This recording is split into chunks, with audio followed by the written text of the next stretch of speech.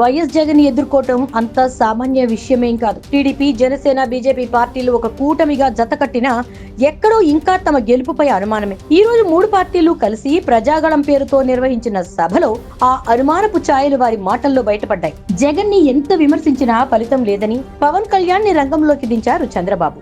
ఆయన అంచనాలకు ఏమాత్రం తగ్గకుండా జగన్ మీద విరుచుకుపడిపోతూ ఉంటారు జనసేనాని. అది సరిపోదనుకున్నారేమో. ఈ రోజు జగన్ ని తిట్టడానికి మోదీని ఒక ఆయుధంగా వాడుతున్నారు పవన్. నిన్న మొన్నటి వరకు జగన్ ని పాతాళానికి తొక్కుతా భయాన్ని పరిచయం చేస్తానంటూ రెచ్చిపోయిన పవన్ ఈ రోజు మోదీని స్టేజ్ పై చూసుకుని మరింత రెచ్చిపోయారు. ఒక రకంగా జగన్ ని గురిపెట్టేందుకు మోదీ భుజంపై తుపాకీ పెట్టారు జనసేనాని.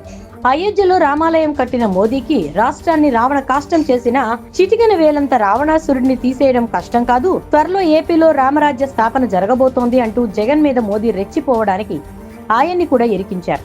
అంటే మోడీ రాముడు అనేలా భాష్యం చెప్తూ ఆయన భజన చేస్తూ భక్తి పారవస్యంలో మునిగిపోయారు పవన్. అలానే మోడీ ఎంతో కష్టపడి దేశాన్ని అభివృద్ధి పదంలో నడుపుతోంటే జగన్ తన అరాచక పాలనతో రాష్ట్రాన్ని అట్టడుగు స్థాయికి తీసుకెళ్లారని వారిద్దరి మధ్య తేడా వివరించారు జనసేనాని. అసలు మోడీకి జగన్ కి పోలికేంటి అనే స్పృహ లేకుండా కేవలం మోడీ దృష్టిలో జగన్ ని బద్నాం చేయాలని, తద్వారా మోడీ తన ప్రసంగంలో జగన్ మీద విమర్శలు గుప్పిస్తారని పవన్ ఆశ. ఇన్నాళ్లు వైసీపీని అధికారంలోకి రాకుండా చేయటం పవన్ టార్గెట్. ఈ రోజు మోదీని చూడగానే ఆయనతో పోలిక చెప్తూ జగన్ పై విమర్శలు ఎక్కుపెట్టారు.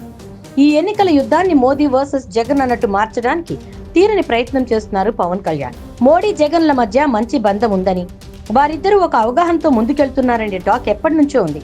ఒకవేళ అదే నిజమైతే దాన్ని తుంచడానికి పవన్ కళ్యాణ్ తన శక్తినంతా దారపోస్తారని, జగన్ మీద ఆయనకున్న ద్వేషం తెలిసిన వారందరికీ తెలుసు. అందుకే తన తుపాకీ పేలుతుందో లేదో అనే అనుమానంతో మోదీ భుజంపై తుపాకీ పెట్టారు. మరి మోదీ దాన్ని జగన్ మీదకు పేలుస్తాడా, జనసేనాని ఆశలు కూలుస్తాడా అనేది వేచి చూడాలి.